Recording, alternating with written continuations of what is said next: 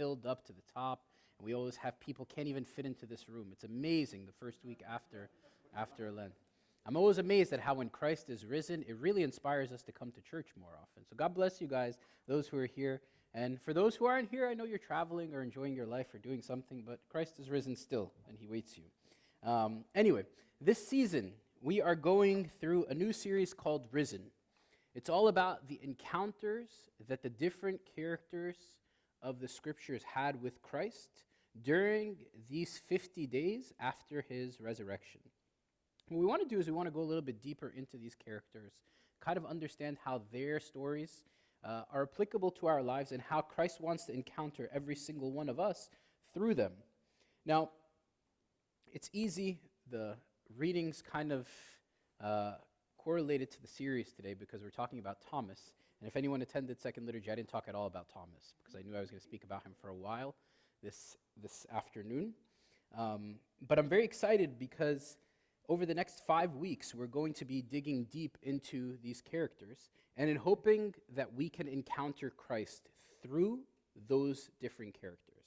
So today we're going to focus on Thomas, but I want to really just take a second to talk about how these various resurrection appearances of Christ have transformative power for each and every one of us.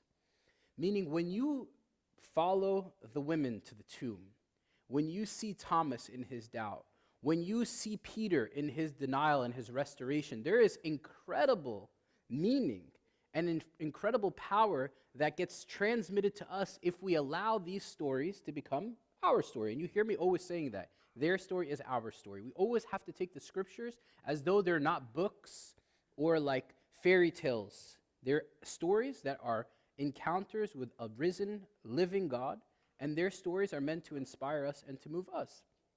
So let's talk about the state of the disciples during this time period after the resurrection of Christ, after the crucifixion and before they encountered him and saw him. It says, on the same day at evening, being the first day of the week, when the doors were shut, when the disciples were assembled for fear of the Jews. So they were scared. They were cowering. They were assembled in an upper room. These are the ones who are able to cast out demons. These are the ones who are able to do miracles and signs and wonders. These are the ones that were literally the right-hand men and women of Christ during his whole 3.5-year ministry. And now what are they doing? They're cowering in an upper room, scared of what the Jews will do to them because they saw what happened to their master. So we have to understand that in the time period between the visitation of Christ to these people and his apparition to them, there was fear. And there was this sense of, okay, where do we go next? But the beautiful thing is Jesus does not delay. You guys ever wonder why he doesn't even wait for them to even stay in their fear for a few days? Like Friday evening and very early Sunday morning, right? Like the period of time in which they're living in fear is very short because Jesus doesn't let us live in fear. His goal is to give us power. His goal is to give us boldness. His goal is to give us strength from on high. And you see what St. John Chrysostom says in this quote. It's a lot of text, but it says, it was likely that when the disciples heard these things from Mary, when Mary came and ran to them and said, Christ is risen, they would either not believe the women, or if they did believe her, they would be sad that he had not considered them worthy of such a vision. So you imagine, they're in the upper room and they hear about Mary Magdalene going to the tomb and seeing the tomb empty, and they say, how come he didn't appear to us? How come he didn't come to us? And you see how he doesn't leave them in that state of wondering, why not me? He visits them quickly. He did not let a single day pass so they might not dwell on this and become distracted. Rather, he brought them to a state of longing by their knowledge that he was risen and what they had heard from this woman. They were probably thinking, is this true? Is this real? Did Jesus really rise? And what does this mean? And he visited them quickly. I want you guys to know that during this holy 50 days, that Christ wants to visit you. Christ wants to meet you where you are. He wants to come to dine with you. We read the story of the road to Emmaus. We can talk about that in a later time during this series. But you see how Christ, one by one, there's 11 encounters of Christ after his resurrection. Some people say 10, some people say 12. If you count St. Paul on the road to Damascus, it's 12. But 11 encounters that Christ had with people after his resurrection. Now, each of those encounters had a specific message for both you and I. But the fact is that Jesus does not delay in visiting us. Let's look at the St. Thomas encounter. This is from the gospel, actually, of today, where it says, now Thomas, also known as Didymus. Didymus, by the way, just means twin. The definition of Didymus just means twin. So we don't know whether or not he was a twin, but he was also always called the twin, right? So whether that's just like a common everyday expression or he actually had a twin, most people will say that he actually had a twin. We don't know where he is, but just for a side fun fact. One of the 12 was not with the disciples when Jesus came. So the other disciples told him, we have seen the Lord. But he said to them, unless I see the nail marks in his hands and put my finger where the nails were and put my hand into his side, I will not believe. Look at Thomas in this story. The question that I'll go through in a second is, where was Thomas? Where did he go? Why was he not with them assembled in the upper room? Why did he leave them? And again, we'll dig deeper into that. And then why this type of sort of hostility? Like, these are the people that are your buddies. These are the people that you've walked with for 3.5 years. Why is their encounter not enough for you to believe? First, you heard Mary. Then the 11 of the 12 that are there also tell you that they've seen the Lord. So why are you doubting? Like, what's your deal? Again, I'm putting these like thoughts in your mind as you read this passage. And then look at this. A week later, his disciples were in the house, and Thomas was with them. Though the doors were locked, Jesus came and stood among them and said, peace be with you. Notice this. Peace be with you. And immediate focus is who? Thomas. Then he said to Thomas, put your finger here. See my hands. Reach out your hand and put it into my side. Stop doubting and believe. Thomas said, my Lord and my God. Then Jesus told him, because you have seen me, you have believed. Blessed are those who have not seen and yet have believed. This is our passage for the day. This is the passage for the gospel that we read today, and this is also the passage for this first encounter. And I want to go deep into this passage. I feel like every time we read scripture, if we go deep into it, there's a lot that we can learn from in this passage. I guess my question for myself as I was reading this passage, what do I need in order to believe? Like, what is the catalyst that sort of fuels my faith? What's the motivator? Like, for example, if Christ were to appear today in this church, would that be enough evidence for me to believe, or would I believe that I was hallucinating? If Christ healed me from a big sickness that I had, or if he visited me and solved a major conflict in my family, would that be enough to believe? What are the things that lead us to faith? And what is the evidence of our faith, so to speak? Right? And is it faith if you have like a concrete sort of experience? We'll get through that in a second. So let's look through this St. Thomas encounter. And the first thing that I want to start is, where did he go? Truly, where did he go? Why was he not with the other disciples when they met on the evening of the resurrection day? Was he so disappointed that he didn't want to be with his friends? Was he feeling like maybe he was discouraged, maybe defeated? Here's the thing. What's the lesson here? Is that when you're going through a hard time, whether or not you feel like you need other people, you need other people. So maybe St. Thomas was feeling the reason why he left. Maybe he was feeling, again, this is meditation. We don't know for sure. Actually, when you look at the fathers, nobody really has a clear explanation of where St. Thomas was. But one can meditate on it. Maybe he didn't feel like being around people that were talking about, oh, that back in the day we used to do all this cool stuff with Jesus and now he's gone. He didn't want to be around negative people, so he decided that he was going to depart. Maybe he was feeling like, you know what, I had so many hopes and I'm just feeling this incredible sense of disappointment. I just need to be by myself. The thing is, that I think is most important, is that when he was not with the disciples, when he was feeling like he wasn't in a place where he was ready to be around them, he missed one of the most important events that could have possibly happened to him. By the way, this happened very early Sunday morning, and he had to wait another whole week until Christ appeared to him. Imagine what those 6 days must have been like for him. Right? They're telling him, like, hey, Thomas, Jesus appeared. He's alive. And they're all living in the celebration of the resurrection, and he's still living as though Christ died. And I feel like that I can relate to. I can relate to Christ is risen, but I'm still living as though he's dead. Christ is risen, but I don't believe that he's able to actually do the impossible. And let's apply that to our life. Let's take it for a second. Is there an impossible thing in your life, in this moment, in this situation, that you feel like Christ is risen, but I don't believe that he's able to rise and conquer this thing for me and give me the help to get through this specific encounter? And he's like, listen, I'm here. I'm alive. And we're like, no, but you're still crucified, Jesus. You're still in the tomb. He's like, no, I'm alive. Actually, when you go and you look in the tomb, I'm not there. There's so many possibilities to figure out where Thomas was, but one thing that we know is he wasn't there. And my question to you is, was he not there because he was a doubter? Was he not there because he was afraid? Was he not there because he was just one of these guys that sort of tends to be negative? What was the reason? What was his struggle?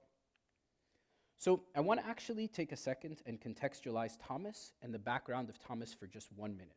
If you look at Luke 24, one of the encounters of the resurrected Christ, from Luke 24, verses 36 to 40, it says, we all think that we call Thomas the doubter, right? Like, this guy's gotten the worst rep in the history of the church. We call him Doubting Thomas. How come we don't call Judas the betrayer? We call him Judas Iscariot. How come we don't call Peter the denier? How come we don't call any of the people that had a past by their titles? We always call Thomas Doubting Thomas. I think this man has gotten the worst rep in the history of the church, and it's not fair. Because look at Luke 24, 36 to 40. While they were still talking about Jesus, Jesus himself stood among them and said to them, "Peace be with you."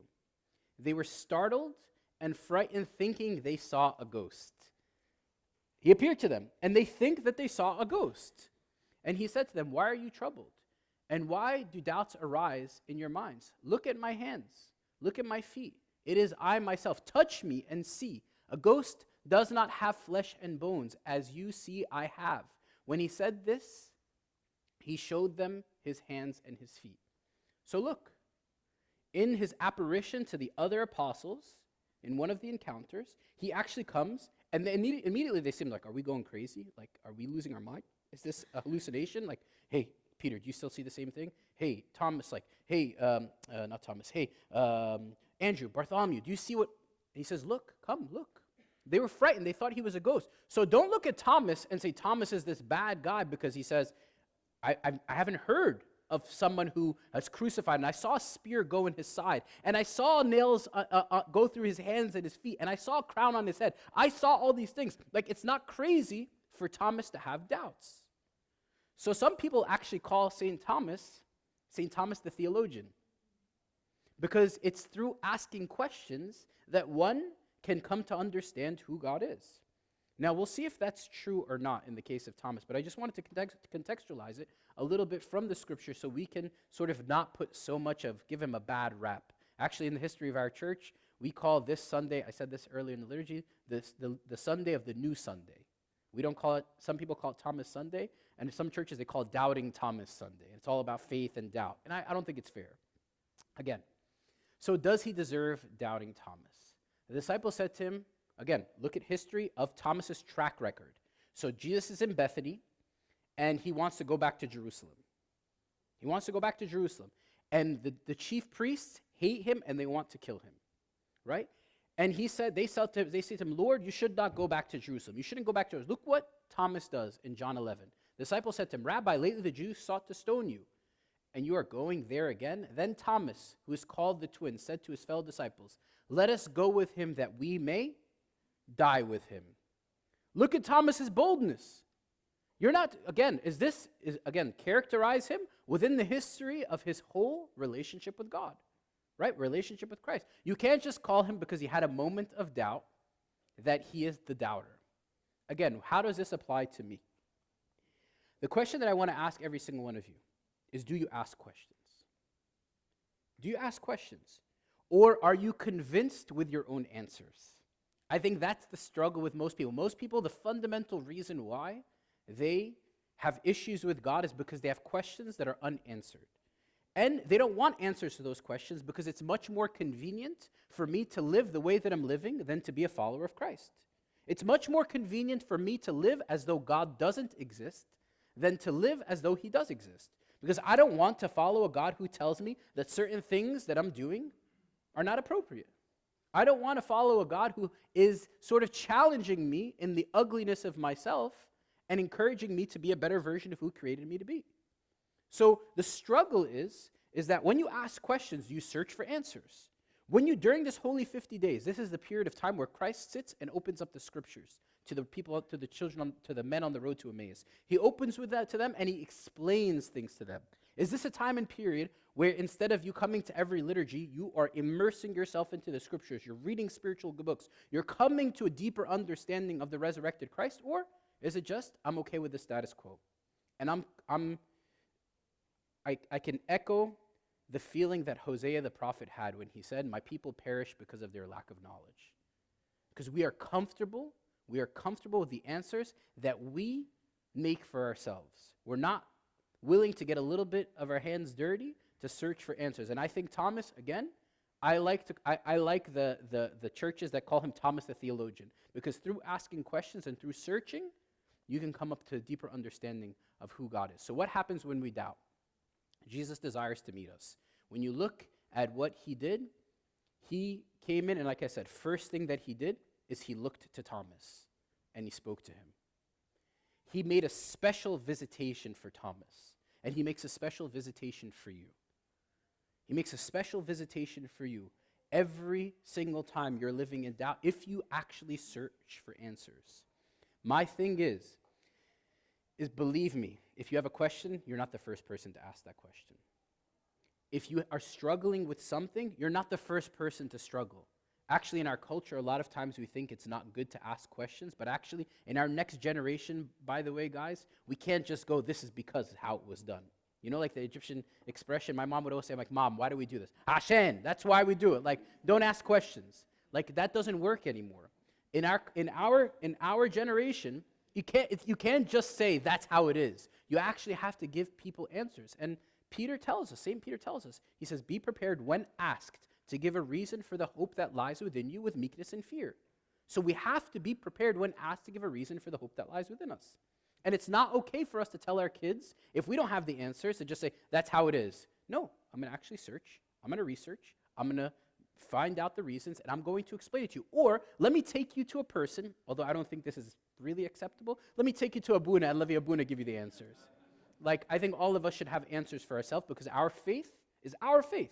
It's not Abuna's faith. Like, your kids, you're going to have to stand before God accountable for your kids. I'm going to have to stand accountable for my kids and for all of you, but you are accountable for your kids first and foremost.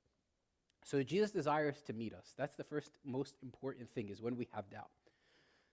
St. Thomas' doubt did not disqualify him from encountering Christ. Instead, Christ met him where he was and showed him the evidence that he needed in order to believe. So, the thing is, I want to challenge something. How many of us are comfortable, and I said this in the Women's Spiritual Day, and I'm going to say it again. How many of us are comfortable with secondhand encounters with Christ?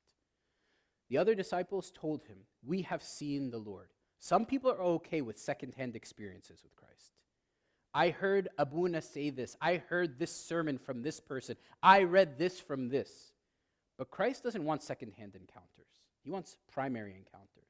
That's why it wasn't enough for Thomas to just hear what others told him. He came and visited them and met Thomas where he was. And Christ, again, visits us, every single one of us, through, we say in the litany of the gospel, we say, blessed are your eyes for they see, and your ears for they hear. What do you see? How do you see? And how do your ears hear? We have the totality of the story. We have the Old Testament, we have the New Testament, we have the life of the church. We have the totality of the story available and ready for us to hear. We experience Christ alive and within our community through the Eucharist. Blessed are your eyes for they see, and your ears for they hear. May we be worthy to hear and to act according to the Holy Gospel. So we can't be okay with secondhand encounters. We can't be okay with me just believing what somebody else says. There has to come a point in time where you have to do the due diligence to search and to find answers for yourself. Let me ask you a question. When you sit with Christ, has there ever been a moment or time where he doesn't reveal something to you? People who are honest and sincere and genuinely seeking him. Does the Lord ever have us come seek him and he doesn't visit us and doesn't reveal himself to us and doesn't show us something within us that needs to be worked on? My thing is again, we are so comfortable with secondhand encounters. We're so comfortable with what somebody else says about Jesus. When Christ meets his disciples, he says, "Who do you say that I am?" He says, "Well, some people say you're Elijah. Some people say you're..." He says, "No, who do you say that I am? Who am I to you? Who is Christ to you? What is your personal encounter with him? What is your experience with him? How has he changed your life? How can you speak about him to your colleagues and to those around you if you haven't met him yourself?" We can't be comfortable with secondhand encounters. We can't be comfortable. Your relationship with God can't be fueled on just listening to a ton of sermons. Again, sermons are a medium. But if that sermon doesn't move me to sitting and reading the scriptures by myself, to sitting and praying, to actually being motivated to sit with the Lord, I'm comfortable with a secondhand encounter. And a secondhand encounter never produces saints. Never.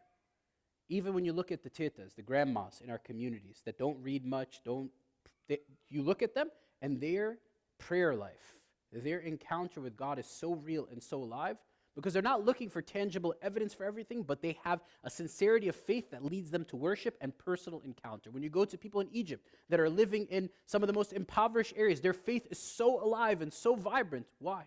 Because they've had a personal encounter with Christ. Challenge this Holy 50 days is say, "Lord, I'm not comfortable with a secondhand encounter.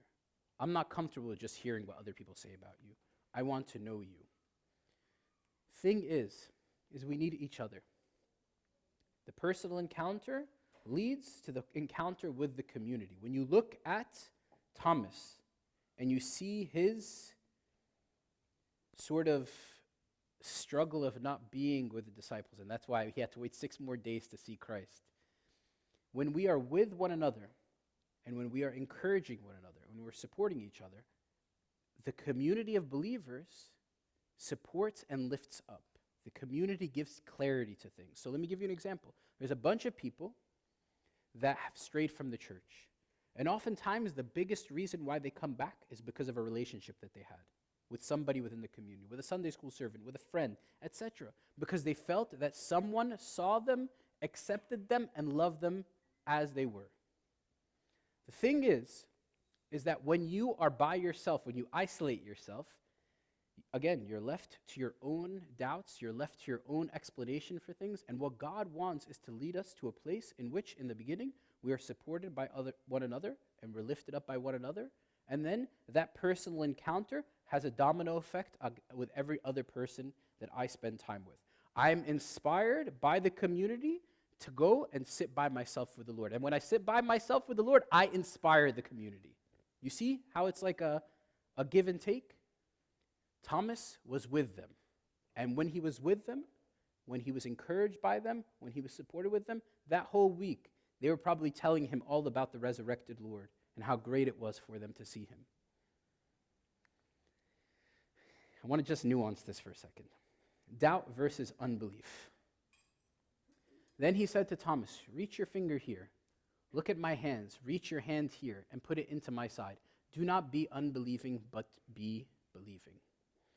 Doubt says that I cannot believe there are too many problems.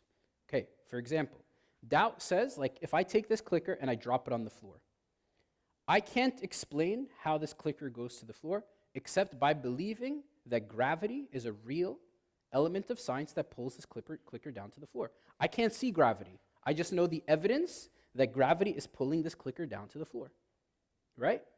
So it's okay that I doubt the existence of gravity because I can't see it, right? But once somebody sits and points to me how gravity works or how the different mediums of science work in this world, I'm willing to take a leap of faith and to believe that it is because I see the evidence that is right before my eyes, right? Now, what is unbelief? Unbelief says, I will not believe unless you give me the evidence I ask for. The evidence I ask for. So it has to come in the specific way, in the specific method, in the specific medium that I want. And that was the problem with Thomas. The problem with Thomas is he says, let me see the hands, let me put my fingers in the hands. Let me see the side, let me put my fingers in the side. Do you want Christ to give you exactly what you want to believe? Or are you willing to take the leap of faith and to say, you know what, I see evidence of your handwriting on everything going on in my life. I see evidence. Like, yes, I have doubts at times. Yes, I struggle. Yes, in the midst of hardship, there are difficulties and it shakes my faith a little bit. But I have doubts, but my doubts, I take a step back and I look at your handwriting on everything. And I see how your hand has been working, and I see your track record, and I see your faithfulness, and I see the Red Sea that's split in my life before, and I see the Jordan River that was opened up for me, and I see the different things that you've done in my life, and I can't have doubt. That doubt may be for a moment, but it leads me always to looking at your faithfulness of the past and the trust that I need to have in you in the future. So when you look at Thomas, the struggle with Thomas is he wanted the specificity of example. He wanted the exact medium and way that he wanted. And what does Christ say? He says to him, blessed are those who believe without seeing. See, the problem isn't in answering and asking questions. You guys ever hear of Lee Strobel? Lee Strobel wrote a New York Times best-selling book called The Case for Christ. Lee Strobel, originally this actually was one of the books that helped me first encounter God and come to a deeper understanding of him. The Case for Christ, he worked for the Chicago Tribune, and Lee Strobel's wife became a Christian. So when she became a Christian, he started to ask, like, oh, what is this Jesus business? Like, my wife, she's becoming different, something's happening in my family, so I'm going to set out to disprove Christianity so I can show her how foolish this whole thing is. And he went out and he started to interview people and ask all these different theologians and scholars about the case for Christ. He interviewed them about the person of Christ. And then, lo and behold, as he started to interview people, he came to faith through the different people that he encountered. By asking questions, his faith was solidified. What I want to encourage every single one of us today is don't stop at the questions. Search for answers. Don't stop at, okay, I think this is what. Search for answers. Search until you cannot search anymore. My first semester of college, I took my first philosophy class, and that rocked my world. The philosophy professor destroyed every perspective that I had about God. Destroyed it. Because all I was taught as a young kid, God forgive me for saying this, my Sunday school teachers were amazing. But this was their means. This was all they knew. They shared with what they knew, right? So here I am, born in America, raised in America. They're coming from a completely different culture in which you're not supposed to ask questions. And here I am, I come to my first college philosophy class, and I get destroyed. And this is not happening just to me. It's happening to every college kid, starting at not even at college, at high school, when they take their first philosophy class. If we can't give them a reason for why they believe in what they believe, then they will stray. So Lee Strobel's book, The Case for Christ, was one of the first books that I read, and it really moved me. It moved me deeply, because it made me believe that you don't need to just have simple faith. You can have faith based on reason. And it's okay to have faith based on reason. It's important to have faith based on reason. There's always questions that can ask, and you come up with some answers, but ultimately there's always a step of faith that needs to be taken. And Lee Strobel did that, and his book went on to be a New York Times bestseller. It's inspired millions and millions of believers, and he's one of the most well-known Christian apologists. So from skeptic, from denier of the faith to apologist. Everybody has doubts. But the beautiful thing is that my doubts get healed from an encounter. And Thomas answered and said to him, my Lord and my God. When he saw Christ, there was left no doubt. When he experienced him, when he saw the risen, some people will say that Thomas didn't actually even put his hands in the nail in his hands and his feet. He just needed to see. Thomas, because you have seen me, you have believed. Blessed are those who have not seen and yet have believed. The challenge for every single one of us today is like this beautiful quote from Abraham Herschel, who writes a really great book. Actually, if anyone has questions about the Old Testament prophets, this is a great book called The Prophets. And it talks about God's, how do you sort of understand the Old Testament God in light of the New Testament Christ that we see. So Abraham Herschel is a great resource if you ever want to read some interesting stuff about it. He says, faith is not clinging to a shrine, but an endless pilgrimage of the heart. It's not that I come and he saw Christ, and that was it. Like, oh, cool, yeah, Christ is alive. It was an ongoing pilgrimage that changed Thomas. I want to just share with you guys what Thomas went on to do.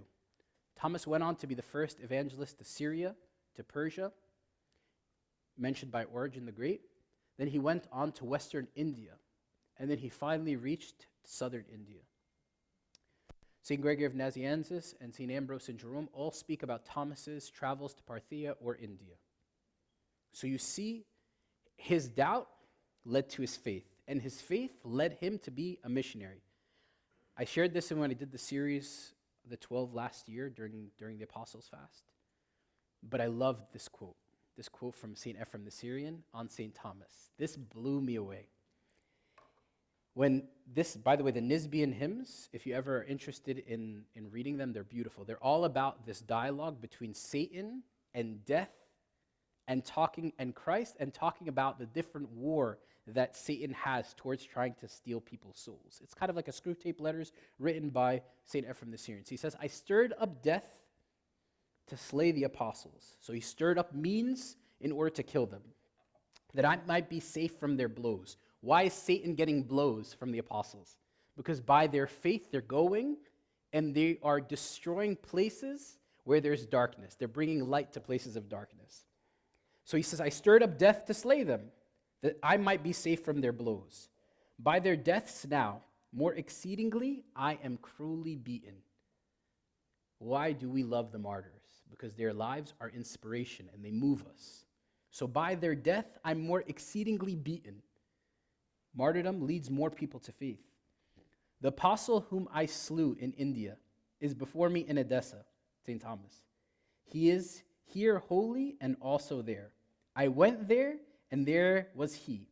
Here and there I have found him and have been grieved. What is this saying here? He's saying, everywhere I go, I see evidence of St. Thomas. I go here, and he's there. Even I thought I killed him, but I go here in Edessa, and I see him. I go to South India, and I see him. And I go here, and I see people through him that have encountered Christ through him.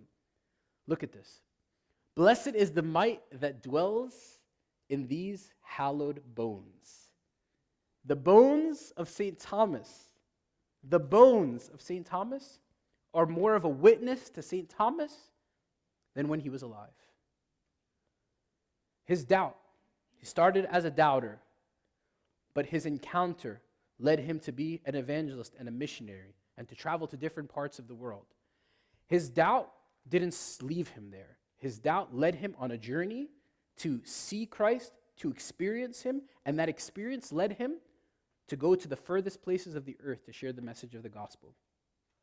That's the thing, and that's the goal for every single one of us, is that the series is when you encounter God, something has to change. It's okay to have doubts. It's okay to ask questions. But those doubts and those questions must encourage me on a deeper journey of witness and belief in the person of Christ. Christ is risen. He's alive. He's not dead. He is here. He's living in this church among us. He's inspiring this community of believers. And when we have personal encounters with him, those encounters move us to deeper understanding of who he is and a great fire that gets spread throughout this whole community. I want my bones to one day be a means of witness to Christ. I want one day for people to travel all over and say, the devil hates Abu Elijah. The devil hates Abu Elijah because when I go here, there's evidence of his work here. The devil hates Marina. The devil hates Fahim. The devil hates Mark. He hates him because everywhere he goes, he finds evidence of that person's life and faith in that place of believers. We always speak about the saints of the church and their faith, their witness, their life is what moves us to this day and every day. That's why we have relics, because their bones are hallowed, because the Spirit of God dwelt in them, inspired them, moved them. That's why. Blessed is the might that dwells in his hallowed bones. St. Thomas started as a doubter, but he finished as a missionary and a great apostle of the Lord. Challenge for you. Encounter Christ during these holy 50 days. Again, I said it during the sermon, but I'll say it again. Increase your devotion. If you don't pray, pray more. If you don't read, read more. If you don't attend liturgy, attend another liturgy throughout the week. If you don't serve, serve more. Do something during this holy 50 days to come and to encounter Christ more and more. It's not okay for us to just take Lent as the spiritual boot camp, and then for the holy 50 to be just, all right, we let our guard down. May God inspire you, may God encourage you, and may God motivate you always this day and every day. Glory be to God forever. Amen.